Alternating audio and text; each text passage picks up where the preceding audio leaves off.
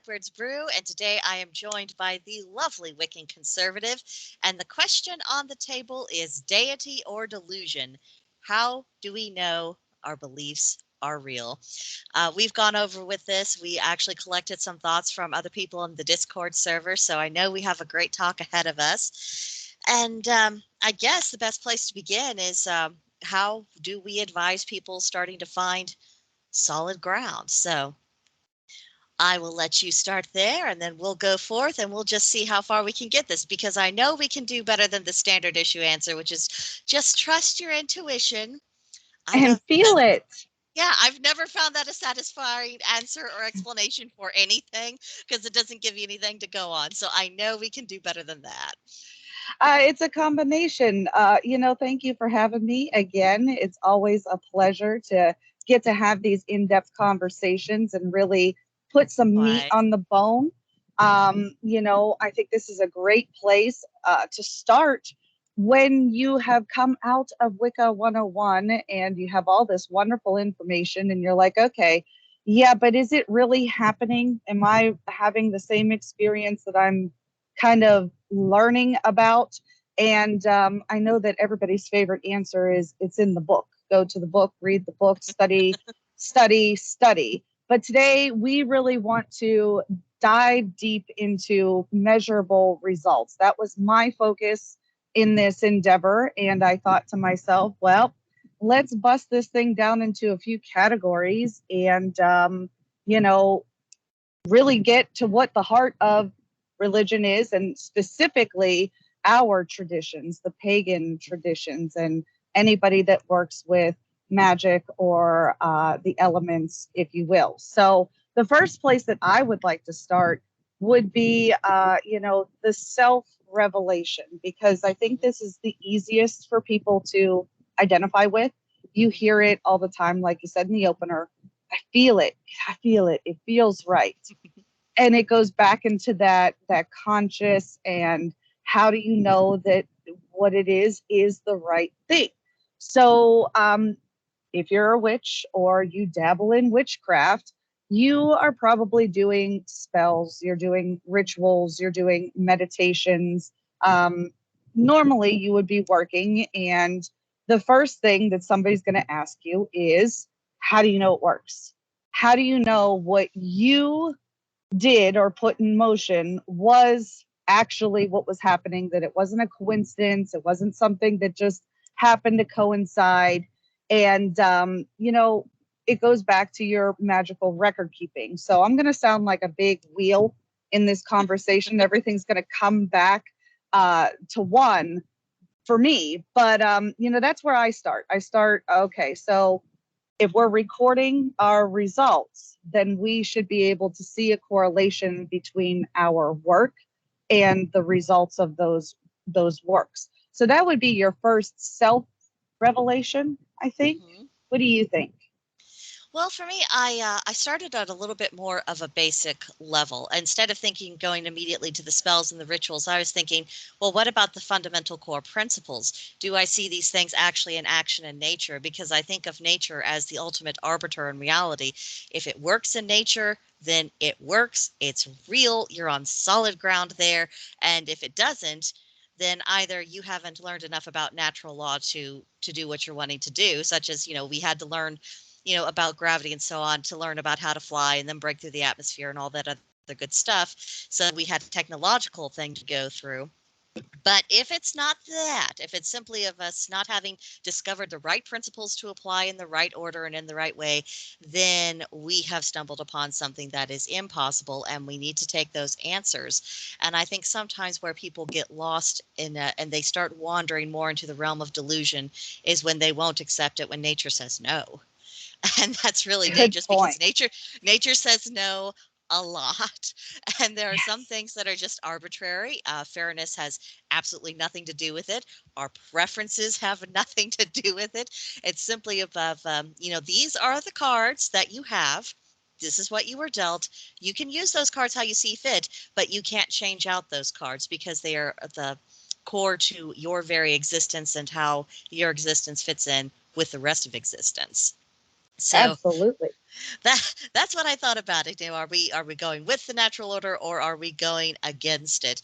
And another thing I thought about is that when we study different forms of pagan wisdom, when we go to the myths and to things like the Havamal, the Celtic triads, the philosophy of Aristotle, for example, when they're setting out these principles that were commonly accepted by people at the time as, this is virtuous, this is good, do we see those things as still being good today? Are they still getting us good results? Do we find that we are better people? Are we having better interpersonal relationships with others? And is it actually building up something worthwhile in life? Or is it just devastation and destruction wherever we go? I think that's another point of measurement, because if we are not building up life, then we are either stagnating, which is slow death, or we are actively destructive, which is the fast death. Well, as long as we're incorporated, we want to be working towards that life. And so if we're trying to live in principles that don't actually promote life, then I would say there's a huge problem right there. Yeah, and that is one of the questions that I think is a great measuring stick that only you can answer for yourself is your life balanced? And ultimately in nature, like you said, you can see such kindness and growth and beautiful things, and then you can also see destruction and devastation, and that the seasons come and go, and it's a wheel and it's balanced. So you want to model your life around those sorts of things. It's a great way to know that internally you're doing the right thing if you feel like you're balanced. I also think that you should ask yourself from time to time if you are fulfilled in everything that you're doing, because a lot of people go through life, especially nowadays, and they don't feel like they have a sense of purpose, or they Right. don't have a sense of belonging. And if you're lacking those things while you're working in the craft, then there is an aspect that you can explore and put the effort into and really, again, change the course of what's happening to you. And that's what we truly believe. And I think that that's another great self revelation. Absolutely. And that ties into one of the notes I made about, are we following the natural rhythms of life? Because the beauty with the Wheel of the Year, with all of our holidays associated with that, it's all about our life stages. It's not just the agricultural cycle. It's not just the metaphor of the god and goddess going through the cycle of life. It's also us, where we are in the course of the year and where we are in the course of our entire lifetimes. And of course, depending on where we are in that flow of things, what balance looks like, what harmony is, what's fulfilling, it's going to change. When we're in the springtime, that childhood, very different than what we are needing once we get into late summer and fall, and very, very different than what we're needing to cling on to during the winter of our lives. So I think that's another thing to keep into consideration, because I do have a sense that our culture, which is obsessed with worshiping youth, and or at least having the appearance of youth, and living the lifestyle that would be very suitable for someone when they're 19, 20 years old. But by the time you're 45, that's not so cool. That's not giving you meaning in life, and it's not helping you in any real sense of the term. And I think by fighting against that impulse and kind of divorcing ourselves from this, there's only one good period of your life and you've got to manufacture that Seize period to it. last as long as ever. It denies people their natural development. It denies them growing into maturity. It denies them evolution. And as pagans, I think we are trying to put that back into the mix of things. Yeah, definitely. And, that has a lot to do with the way that you build your ethics and your morals, because you have to come from a place of, we get called selfish a lot of times because we can manipulate energies to suit our needs. But Mhm. it's not necessarily a selfish tendency when you're growing out of that phase and you are no longer in the childish toddler mentality of Mhm. mine, mine, mine. You learn Right. that you have to share. Then you reap the benefits of sharing. You build friendships, you build relationships, and eventually that morphs into work relationships, and then romantic relationships, and friendships, and things like that. So you're right. As you're going through the stages of life and you're asking yourself these questions, your goals should be also evolving with you. And pagans are constantly finding new information, which kind of goes right into the conscious aspect of my next footnote here, and conflicts between yourself and what you actually do, what principles that you believe in, but then go and are willing to sacrifice in the public sphere for whatever sake, whether it be for your sake of embarrassment, your sake of not wanting to go through a whole rigmarole of explaining your viewpoint, or not being able to explain your viewpoint, and not going through the changes and growing with yourself. So, I believe that that's a huge thing that intertwines together and fits so nicely with the wheel and, stages of life. And that brings up a thought I had about is what you're believing and practicing. Is it actually helping you navigate those challenges? Because the one you just outlined of, thinking one thing in your head, believing it with your heart, but then you get into the public sphere and suddenly you're acting very differently. I think a lot of people are in the midst of that challenge right now, and it scares them because they've probably never been tested before. They don't know how to rise to the occasion, and they're not getting a whole lot of encouragement or guidance about what can you do. I mean, with us, we can look to our mythologies, we can look to the heroes and the stories, we can look to the gods and say, I mean, gosh, look what they went through. I mean, look at this big huge thing that they went through. It was a lot of trouble, it was not fun for them, and then look at the victory they attained. Look how they had moved into another phase of their own existence. So we have that to cling to, and I think that's one of our great advantages as pagans, of realizing, even the worst storms of our lives serve a greater purpose if we allow it to. And that's another huge thing. Are we allowing ourselves to actually make that lemonade out of the lemons? Because sometimes I think that people, they see the lemons, they know it can be lemonade, but they do not complete the action of it. Yeah, they have all the resources, and who has more resources than us, right? So you can go back to any mythology or any pantheon or any, section of the world that you want to go to, and you can learn these principles. And what I particularly like is the human qualities in these stories. The gods weren't perfect per se, that they had human qualities and went through human issues that, again, you could see their course of action, and you can either justify what had happened in your mind and say that this is the principle and moral of the story, or somebody else could come behind you and say, you know what, you didn't quite get this part of the story that complements what you said, but kind of look at it this way. And, a lot of pagan people have a hard time even getting to that point where they can accept that information into their own conscience and square it up. And I don't know if it's necessarily because they are asking themselves, maybe I'm crazy, maybe what I think is happening isn't happening, and if I don't stick to this particular doctrine or language or the way that I was taught, it all falls apart. But I think, like you said, if you go through the motions and you're putting these things into a daily practice, you learn how to cope better with those things. And that's when you're encountering anybody who has an antithesis type of opinion to yours, or even somebody that wants to come in and, knock your sandcastle down, for lack of a better word. Yeah, and there's plenty of people going around doing just that. Oh, And I tell you what. I was thinking about for how you were referencing how we can analyze mythology, and sometimes we might be taking too narrow of a view. Do you think part of the problem, not to get too sidetracked, but it is related, but do you think Yeah. that maybe part of the problem is that we've been trained societally to just look for heroes and villains, and not a very black and white thinking, and not really looking at the nuance of the situation, or just people having genuinely conflicting points of interest that were unable to be resolved, and that's what led to the ruckus. Do you think maybe that is playing a role in this mindset we have to overcome?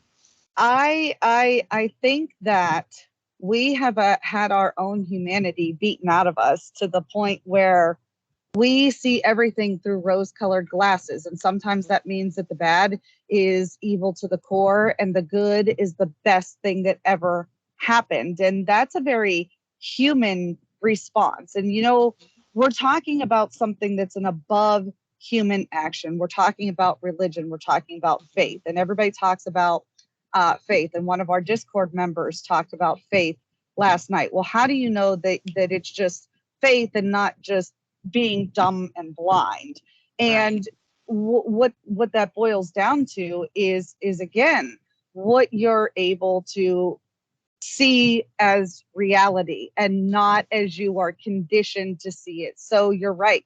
We have heroes and we have villains. These people are put on pedestals and you're told all the bad things because they represent darkness or they represent Mhm. the afterworld or they represent the underworld, because the underworld is also one of those interchangeable terms that Mhm. gets thrown around a lot and people think it's hell. Well, no, the Greeks, I believe, had the underworld and that's Mhm. where Hades dwelled. And I know that we were talking about that in Discord too. Mhm. So it wasn't necessarily that it was hell, it just happened to be where the dead resided. Mhm. So, you cross the river Styx, there was a lesson to be learned there. You had customs that were built into that. And we don't like to talk about death. We don't like to talk Mhm. about our own mortality, and especially when we can't agree on what's going to happen in Right. the afterlife and we're bent on being right. And I keep wanting to pull myself back at that point from all conversation and say, I Mhm. don't care who's right. I don't care Right. who's wrong. You can't prove it. So at this point, it's like reasonable doubt in a court of law. You Right. you can't convict anybody of anything because you can't prove it beyond a reasonable doubt. So why are we squabbling over it? Everybody's got a good idea as far as I'm concerned, but you don't dictate me. So if Mhm. you believe what you believe, that's great. And I do believe that something like that will happen for you because intent and manifestation, going back to Mhm. that wheel and that cycle and getting the results. But not everybody subscribes to that. So how would then their conscience manifest for them? I'm not going to even try to elaborate because I don't know. I will never know. Yeah, it is a bit different. But I mean, I think even though, death, as you say, isn't a very fun thing to talk about because, most of us, even if, we don't like our aches and pains, we don't like the troubles we go through in life, but we do like being alive. And, crossing through that veil, I mean, that is a scary thing. But one of the things I've noticed, at least within pagan circles, it's not so much that we're getting comfortable with the concept of death, is that we're seeing that it is a doorway more so nowadays. I've been noticing, like with the thing I found on Hades the other day that I brought up to you. Mm-hmm. There were people who were absolutely upset because you're not giving him his due. I mean, it's not like he's going out there saying, I'm going to mow all the humans down and get them. And boy, that's going to be great for my kingdom. It was just simply, this was the area that he had charge of. And that area of existence, death, is just as valid as what it is when we are, incarnated. And I have found that also on the north side of things because in times past the goddess hell, and her realm is also called hell, just not the Christian ideology of hell. She is someone who, people were a bit standoffish about. They thought, she wasn't all this great. But then lately I've been hearing conversations saying that she understands her role, that, it is about that transition, and the sternness that's been associated with her is just the finality of it, of, that incarnation you just had is done. And you need to hear that and accept it before anything else happens. And I do think that maybe we are starting to get a little bit healthier about this as a community because we're understanding it's inevitable, it will take place. But most of us also believe in reincarnation of some form. So it's like, well, is the in between really going to just be about this awfulness, or is it something else? And I honestly do believe that it is something else, and I think that is back to accepting that cycle of the wheel. Things go to sleep during that winter time, and then spring will come again. And I think that Rebirth, rebirth, rebirth. rebirth, yeah, and that is the pagan basis, I think, for hope, for the idea that we do have the power to change things, and that, yes, we're, Confidence, yeah, exactly. knowing, Hmm. knowing. And I think, again, that ties into faith, because if you know something's going to happen, then you have faith in it, right? Right. So there's that concrete, again, self-revelation that you can turn around and say, I know it's going to happen, with Hmm. confidence. And you can get people to at least recognize that you firmly believe in everything that you're saying. Hmm. Well, let's talk about another phase of life, because I do think that religion, if it's doing anyone any good, it is addressing them at every stage of life. We talked about jumping off the cliff of a physical mortality. We've talked about death a little bit. What about something else? What about I wrote down the question: does what you're believing and practicing help young people find their footing in life? That's a good question. As a matter of fact, after I got off the Discord call last night, I made a little bit of comparison to my children between you and I, because Hmm. I said, it's funny that I listen to you talk to the people on the Discord server, and you're very mentoring to them, and they listen, and they receive your information very, very well. And, I go into the house, and I, of course, rant to my children, which it's a lot more in depth than anybody gets to view on YouTube. So if you're tired of Right. listening to me talk online, imagine how my kids feel. But I digress. um, you know, for them, it is an everyday lesson, and it's very important to pull the principles that we abide by into real life situations. And that's one thing that I do hear compliments for from the children, is that they can look and take, the principles that come from the mythology, that come from the basis of humanity's conception, and put it into 21st century situations and say, oh, I get it now. It's not necessarily about the prince and the princess and the frog and he turned into it. It's about keeping your word. It's about doing what you say you're going to do. It's about being consistent in your behavior. It's about standing on your principles. And again, we have a lot of overlapping ideas, only for the simple fact that this is truly the basis of nature,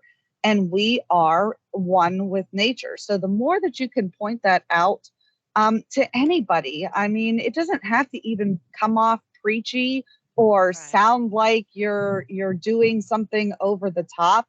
I think on Tuesday was the equinox, and I was at the Hmm. polls, and I just so happened to casually bring it up, like, "Hey guys, it's the equinox." "Oh yeah, I didn't know that." And the one girl I'm working with goes, "Oh, what is that?" "Oh, well, shoot, let me tell you." And then you get a little lesson in, and they don't even realize that you're, paganizing them.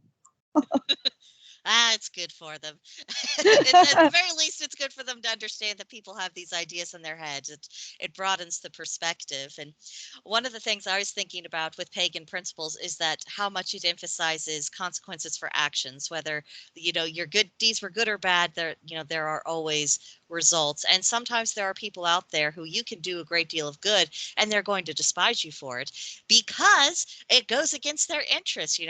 We come up with that all the time. In our own work, there's plenty of people who don't align with us either religiously or politically or both, and they would very much like us to stop doing what we're doing because what we're saying is making sense to some people and it's resonating. And I think that in and of itself makes people feel a little bit less crazy. Yeah, yeah, but we go into the validation thing, and I think that a lot of people get nervous when they aren't immediately validated in a new concept that they have arrived to upon their own conclusion.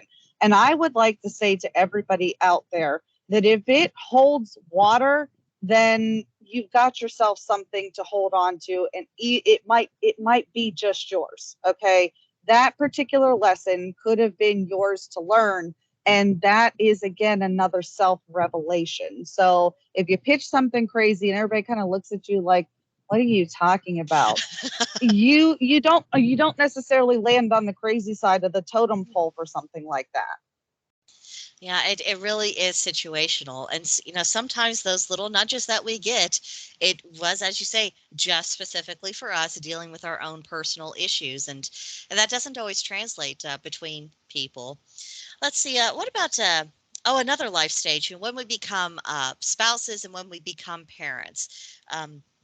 I think that's another good litmus test for any kind of ideology because when people talk about marriage and how they're raising their children, whatever philosophy they subscribe to, even if they're atheist, they're still going to have a life philosophy of some kind. I think that absolutely shows in how they deal with their partner in life and how they deal with their children. Just kind of off the top of your head, since I didn't warn you that this kind of question was coming, because, wasn't that thoughtful of me? But just kind of off the top of your head, is there anything that you would draw from paganism that you think demonstrates the value that it could bring as you navigate marriage and parenthood? Sure. I was going to say you just set me up to completely meld the next 2 points on my Oh, list. then I'm totally Um, not sorry for not for warning you. Okay, cool. no, like I said, we've got a very great chemistry, and this again plays into what I'm going to say. So, external revelations are another measurable result that you can come up with, and this is now that we're talking about getting into spouses and relationships and dealing with your children and so on and so forth. We can start talking about your connections and feeling like you're finding your niche in life, feeling like you're finding a soulmate, feeling like what you're doing is, again, it's having an impact on your surroundings. So now it's not something that's just resonating within you, and it's not something that you just feel is the right thing to do. Now you're talking about actually looking at, all right, I put in all this inner work. This is how I'm projecting that energy that I'm working with. What is it doing for the relationships around me? Have I had, good relationships? What type of people am I attracting? Am I attracting people who are like-minded to me? Am I attracting the people who are opposite-minded to me? Why are those things happening? When you're talking about your kids, your relationships, how are your children responding to your teachings? And are you doing enough? And are their actions mirroring the principles that you hold dear and you want to keep continuing on through the family, for lack of a better word, because we're all, Right. starting to establish family lines here. This goes into your pets too. Everybody thinks relationships stop at human interaction, but when you think about it, so if you're a good gardener, you have a specific relationships with plants and wildlife, and then you could talk about your familiars. My daughter runs into the problem where you can't take her anywhere. She'll come home with a stray animal or abused animal or something with a problem that she's got to fix. So, I think that this is a great measurement to see, all right, what am I putting out and what am I getting back? Because if you're getting a lot of static, you're getting a lot of feedback, that's throwing off your balance. Then it's messing up the relationships because you're not having long lasting relationships. Your Right. kids aren't succeeding in school. Your household isn't running smoothly. That's where you kind of like go back to that commitment and say to yourself, all right, finally, we've talked about what I can do with my spell work, my rituals, my meditation. We talked about lining up my conscience and my principles. But now, how committed am I to doing this on a daily basis? How committed am I to the balance of the god and the goddess? Am I doing the Sabbats? Am I participating in ritual when is necessary? Because you and I spoke about this. I really don't think that you should sit down at an altar every single 8 hours and do a spell. I don't think it's Hmm. necessary, especially when you get comfortable with these basic principles. You can do things with the same amount of punch as somebody who has to sit down or goes through all the motions. So, if you're seeing all this stuff line up for you and it's going great, then I feel like that's one of the best measuring sticks that you can even look to your neighbor and say, look, my house is in order. Worry Hmm. about your lawn. I'm okay with mine. My Right. opinion. Well, one thing I got to thinking about is that in our studies, we realize and we appreciate more and more of the differences in nature. Different plants, they have different personalities, different energies, all this good stuff. And then I think at some point we make the connection of, oh, this is just as different as one human being is from another.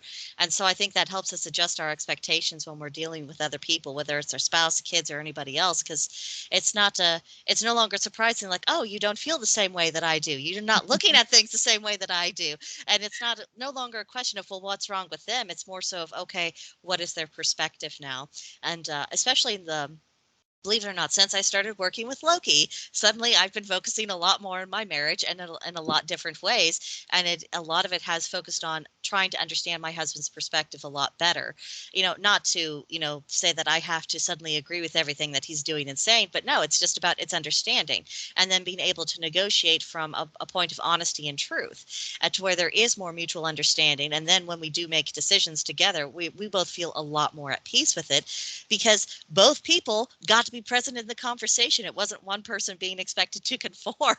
Imagine that, I huh? Isn't know. it crazy? And I think that goes into your job too, because I think a lot of people think that, they could be happy in all aspects of their life except for their job. You got to do something to make the money.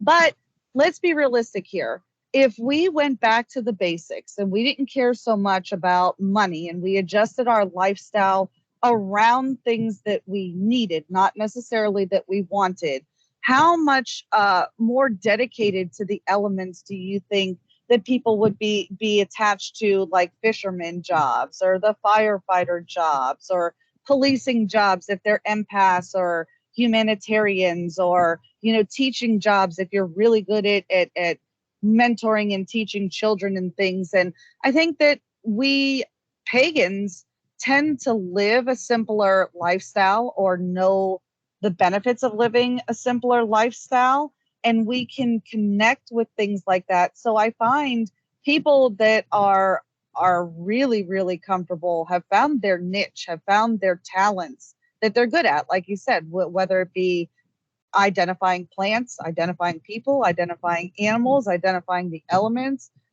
There's something out there for you, and there's something to be said about finding your niche. Oh, absolutely. Because I truly believe in the old saying that it takes all sorts to make a world, but I did not appreciate that nearly as much as when I started studying paganism and I started getting into everything more and more. I started seeing that all these different things served a necessary purpose and function, and you need to leave things alone to fulfill that purpose and function. I mean, obviously, we're not talking about, I'm not talking about thieves. They do not have a function of theft. I mean, that's just bad behavior. We're not excusing that.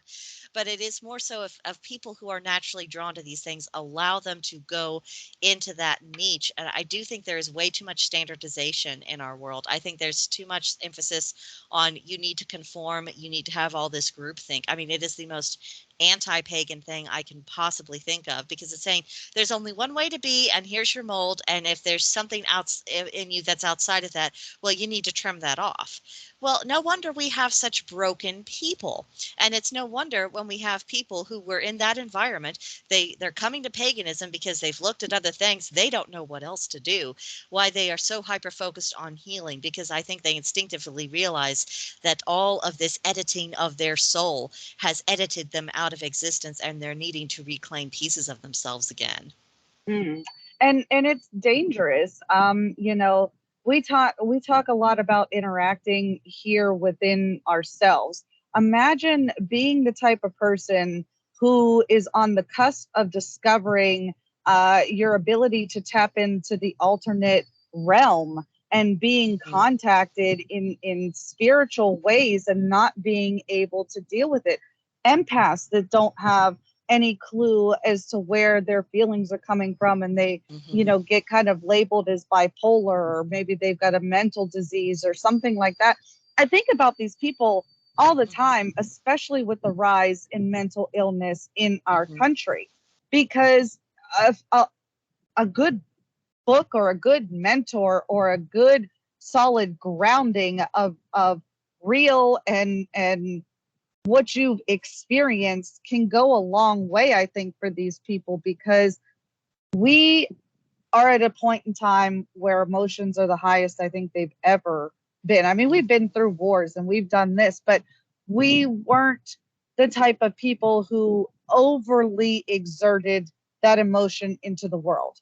Now Mm-hmm. we have generations upon generations who have no problem breaking down, having full mental breakdowns in Mm-hmm. public on a daily basis over the most mundane things that pretty much anything that you say that goes, like you said, against that mainstream narrative or Mm-hmm.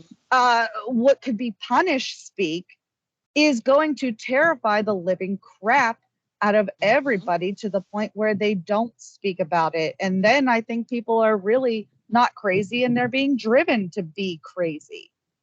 Oh, absolutely. I mean, there is part of this that is absolutely artificially constructed. I mean, it's one thing when mental illness arises because, say you have a chemical imbalance in your brain. It's how someone was born, and that's just the hand you were dealt. And you have to figure your way out around that. That's one thing. But when it is artificially imposed, I mean, that is just absolutely criminal. And it comes from all of these ideologies that are like, it's our way or the highway. You got to be this way. You have to listen to this authority. You must conform. And at the end of the day, that just isn't human. And I think this is one of the things that really validates paganism in any form as a completely valid belief system. It's because it's not asking people to do that. You're not asking fish to fly. You are not asking the oak tree to be a mushroom. You are not asking the water to be the sky. You are not asking things that are outside the realm of reality, which touches on an earlier point that we made. Is this ideology in accordance with nature? Because nature will let you know what you're actually supposed to be doing and whether or not you are within those bounds for sure. But I Mm-hmm. also want to pick up on the idea of people, particularly those with empathic talents, picking up all this energy, all of this emotion, and not knowing the source, not understanding it. I think that's one of the most important basic things we can learn as pagans is being able to tell the difference between energy that's welling up from inside of us and energy that's coming in from the outside.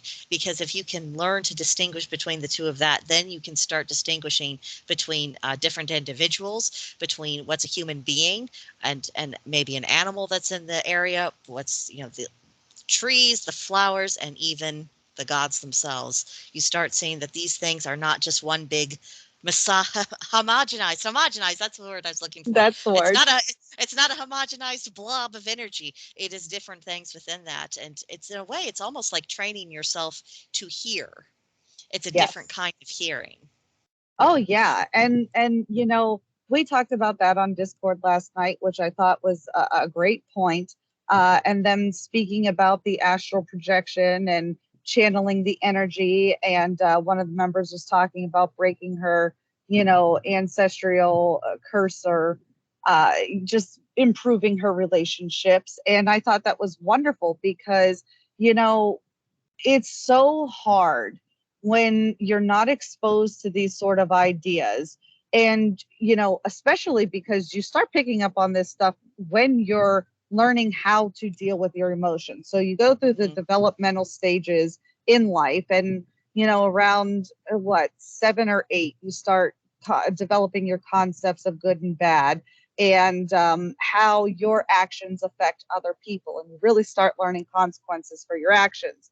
So it's easy to go into a crowd full of people and feel some type of way. And because you know the type of person you are, you don't really know the type of people that they are, you put the Hmm. blame of your feelings on yourself because it's the only natural thing to do. You're like, Right. well, that's silly. What do you mean I can feel other people's emotions? The best way to describe it, and I think females will understand this, is the PMS. I feel like I'm the top of the world, and then I'm just mad at everything, and then I'm just going to cry because I'm mad at everything, and I was on top of the world. Now I don't know what I want to do. And it's like being a teenage girl. And if you're Hmm. not a teenage girl who's getting ready to start going through the change, then you start asking yourself, wow, what in the heck is going on with me? And any one of the commercials that you can watch on television will give you 1,000 different pills to try to Yeah. take, and you get on those pills and you come to find out that it's not blocking what you thought was a mental problem because it's not a mental problem. You just are a little bit more sensitive to the emotions of other people. And I'm sure that if you recorded your experiences, I'm going to go back to the circle logic and saying that recording, especially for a witch, is super important because that is your measuring stick. You can go back and you can say, well, I was alone for a week and I didn't have any of these problems. Then I went to work and it was like Susie was on her period and Matt was fighting with his wife and, you know, my boss was under pressure and I just felt like anxiety, like I've got all this anxiety. Well, duh. So you've got to work on your psychic shields. You've got to get that distance between you and the people that you get close to. Now, on the flip side of that, you can get very close to your spouse. You can get very close to your children. Those types of bonds are amazing to have. You ever want to know what your husband's thinking? To wonder if he's mad at you? Start getting really good at reading his feelings, and then you'll be able to annoy him the way that I annoy my husband. There's all kinds of benefits with this. It is. But once we understand what's going on and how this process actually functions, you know, not only can we shield ourselves better when we need to, but as we are taking in that information, we analyze it a lot more effectively and we decide how we're going to react to it. Like your example of, you know, your boss is under pressure and, you know, when the boss is feeling it, you know, that tends to show, that tends to be stress with the workplace. Well, one of my bosses at my last job, you know, I was always, for some reason, really tuned into him. I think it's because he was a ginger and a Sagittarius. That combination always means that I'm probably going to be able to pick up on the. I know it's a curse, but that's what ginger I like the redheads, and it's funny because I didn't marry one, but I like them. I do. Oh, I've married two, so yeah. Ooh, lucky girl. But whenever he got into that state, I picked up on it very naturally, and I would adjust my tone of voice when I talked to him. How if there was an issue that came up, I explained things very differently. And when he wasn't in that particular frame of mind where he was super stressed out, well, then I could get revenge, like blah blah blah blah blah blah blah blah blah blah, because I knew he was in a psychologically fit condition, and you know, and that also I like to think helped restore balance. But it's also for very good things. You know, when you're comforting a friend, you know, let's say they lost a loved one or their pet or whatever's going on, when you're able to meet their emotional tone, that's when you can really start using your capabilities for good. And when you see the results of that, you know, going back again to what are the results of what you're doing, you're seeing how this merger of your talents and pagan philosophy are coming together in this beautiful integrated way, and it's doing good in the world. You know, tiny little pieces of good, which honestly, I think that's what we should probably focus on more so in our daily lives anyway, because we have a much more influence over that. Oh yeah, and you know, they say that you can't really change anything until you change your own space, because every moral or story or whatever is going to tell you lead by example, and I don't care where you particularly come from. That is the predominant ruling ideology here. So again, we're no different in that aspect. I don't expect anybody to live in any other way than what they've shown me they're capable of doing. So it goes back into, not only does this integrate when you do it right and when you're committed to it, but it becomes easier. Like I told you, you know, I started these notes last night and I just jotted down a few things and didn't really give it much thought. And then I woke up this morning and it just started flowing. And I'm like, wow, you know, when you sit down and you think about real, actual, measurable results and you get it all down on paper, it's so beautiful. I mean, I don't see any other path for myself to take that would bring me such personal gratification and satisfaction.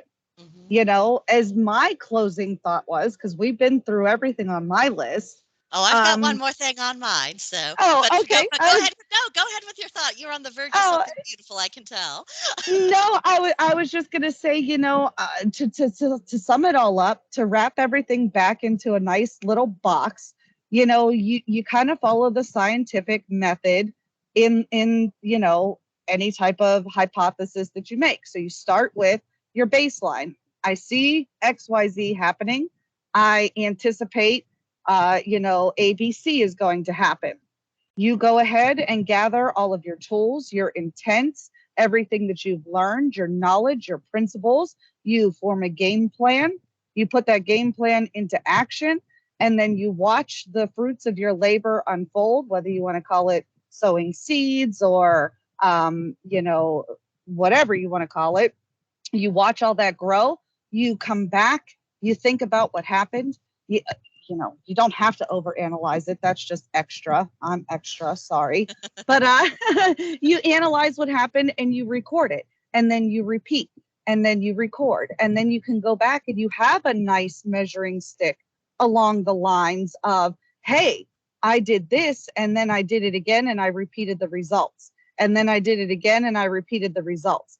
And I guarantee you that once you have that in your corner, nobody is going to be able to change your mind about what your faith is, what your results are, and they're not going to be able to shake your foundation. Well, because everything is grounded in reality. And that's something that I think we as pagans should really start embracing for ourselves and not be afraid to say out loud to others, like, look, all of our principles, we can point you out to you where we got those principles from. And this is what happens when we apply them in day-to-day life. So if anyone has explanations to make, it ain't us. No. It's not us.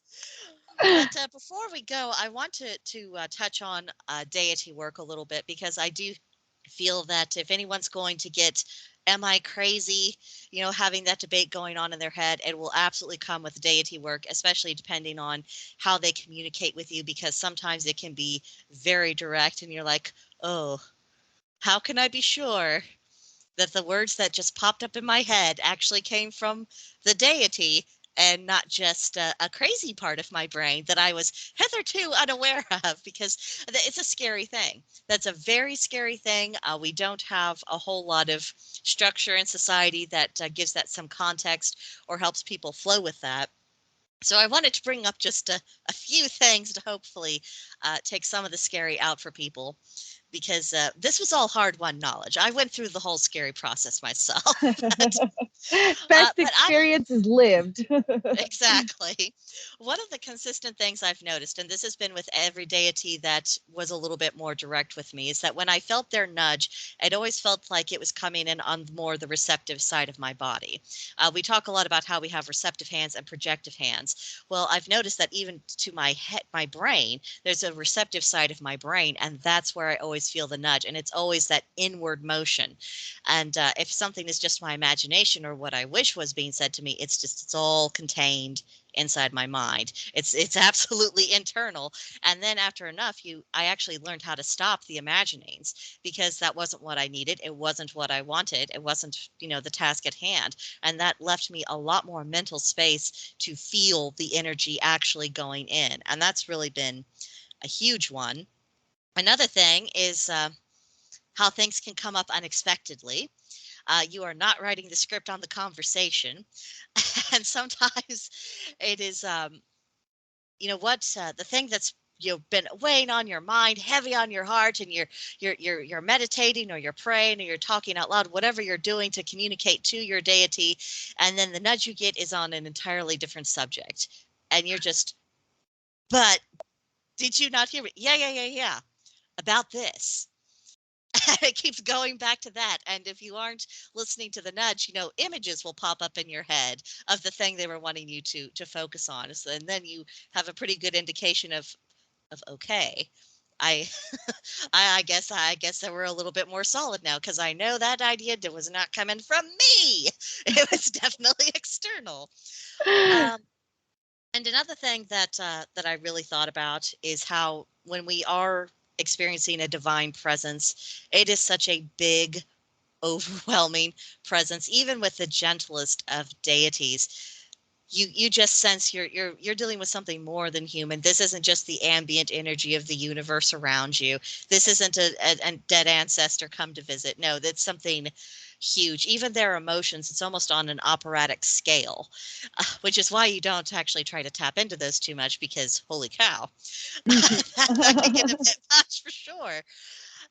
But then ultimately, to tie in what you've been saying this whole time about results, is that when you actually listen to the nudges, whatever those happen to be, and you are doing the work they're wanting you to do, of looking at how it's brought benefits to your life, because it's probably going to be very multifaceted. It's not just going to be an improvement in your spiritual life. It's not just I'm having an easier time with my magic now, or, oh, wasn't that a much more productive ritual? It's also of, my house is in order. I'm getting along better with my spouse. I feel a bit more at peace. Yes, there's scary things going on in the world, but I'm seeing the pattern of it. I'm seeing the whole, and I know sooner or later things will be okay again. I'm going to have to work to help make it okay, but it will be okay again. And I think those are just a few things that might help people not reach for the pills, not be calling for the doctor saying, there's I'm voices and I'm crazy. scared. Help me. I probably need a padded cell. And, hopefully to make us realize that this can be part of it. Now, and they don't always speak to us in these super direct ways. Sometimes it's just odd things that come up in your path, or someone has some offhand remark then that you just know of, oh, they're being used as a mouthpiece. They don't realize it, but they're being used as a mouthpiece. And sometimes Yeah. it can get naggy. And I have found that when I have had doubts about, am I sure that's what they were wanting me to do or not, if it comes up again and again and in different formats, and it gets more insistent and more impatient, then I'm like, okay, time to stop procrastinating. I Clue. does what I'm Here's your told. sign. Yeah, it's definitely your sign. But yeah, I think that's mostly what I had about the deity work, and also about how ultimately it can help us connect a lot of spiritual dots. And once you're connecting those spiritual dots, that's when you get a lot more of an integrated life. And that's when I think we start making that transition from just being merely students or, newbie practitioners to, this is more so the wholeness of our life. Yeah. And this is a multi-year process, guys. To anyone watching this is you're not going to do this No in 2 one stop weeks. shop here. No, I think your point was beautiful. And just to complement your end thought there, that's it. It's a lot of work uh, that you have to do on a personal level. And that's why it's important to record the conversations, because a lot of people are like, yeah, I know that's what I needed to hear, but did I have the gumption to tell myself to do that? And chances are no. I'm going to be really real with you. You don't have the gumption to tell yourself what you really need to hear sometimes. You can tell everybody else what they could have, would have, should have, did and done, and all of Well, that, that's much especially. easier because the Yeah. mirror's on them. It's not coming back at you. You're just holding it up to them. So technically, I've always taken things that I didn't want to hear as I know that ain't me. That's a pretty good measuring stick for me. Yeah. Well, and it's a different kind of I don't want to say criticism exactly, although criticism can happen for sure, but it's not that same unrelenting internal editor that all of us have. It's not the one looking in the mirror, pointing out all of our physical flaws and telling us how horrible we are that we haven't corrected them. That's not this voice. This voice is of much so Very of, distinct. yeah, it's like, okay, this is a problem. What are we doing about it? I have found also that emphasis on practical action. And Hmm. sometimes practical action is sitting down and actually making a disciplined attempt at meditation. That can be action for us. Now, further actions may come on down the line, but that is still, being proactive and doing something and just rearranging those internal files. And it's amazing how often we have to do that within our own spirituality. It's all about sorting out what's in here. And I think that's an advantage that we have over other religions, because other religions, it's, oh, throw your burden on this deity, or do this and that, or just read your scriptures and whatever else. And they're like, no, you need to actually address the mess that is inside of your brain. And it's not as easy as just saying, "Oh, well, this is the way that it is, and we have to avoid being human." And Mhm. pagans take on a lot of responsibility owning humanism, I think. Yeah. Well, that's all we've ever been. And all of the ideologies, and there's lots of them. I'm not picking on any particular philosophy or religion here, but there are so many of them that their whole goal is to detach us from our own human nature. Well, we're not going to be the best of who we are, because I mean, you look at the consequences of that, and it's not these good, moral, virtuous people. It's people who have just been so rented and destroyed that they end up doing truly awful things, and sometimes they don't even see the awful because, but I was told this was good and virtuous, and therefore it must be because I have faith in whatever this is. Whereas with us, it's always coming back to, are you putting things in order, or are you making a really bad mess? And if you are making a mess, is it because that thing needed to be destroyed? Is it like the tree that's been hollowed out by termites that needs to come down before it hurts someone? Or are you destroying things just to destroy them? And, being constantly having to confront your own conscience, and especially as you work with more deities, they will make you be honest with yourself because they're not putting up with that.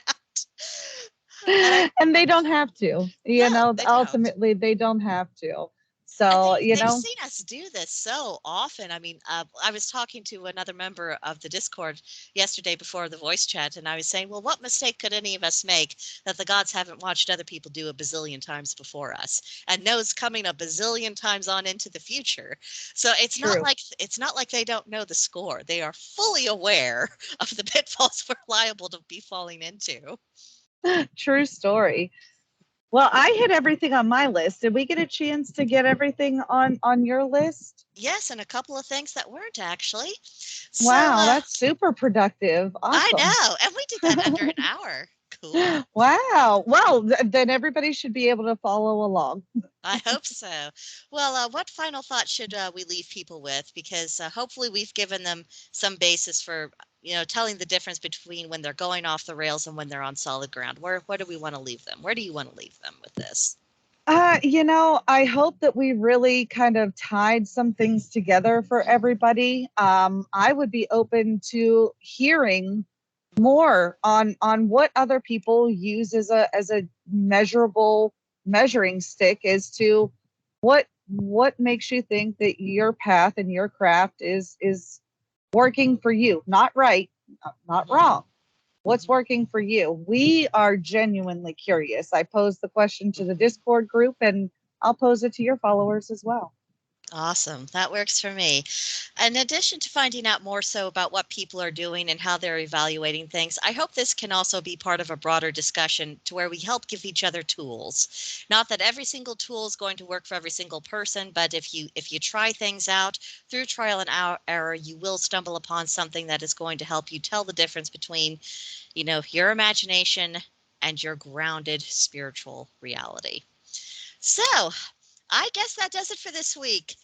Where That can does people it. find you? Tell them where they can find you. I am on YouTube as well. I am at Wiccan Conservative. You can also find me on Rumble. Everything syndicates over on Rumble. And if there's something that's removed from YouTube, it usually stays up on Rumble. I dropped 2 videos today that explained my little possible suspension, but good news. I'm here to stay, guys. You can't get rid of me that easy. Victory. I love it. All right, everyone. If you want to talk to either or both of us, you can find us in the Discord group, Blackbird's Brew. As always, there's a link to join in the description below, and there will also be a link to Wiccan Conservatives channel. So that does it. We'll see you guys. Bye.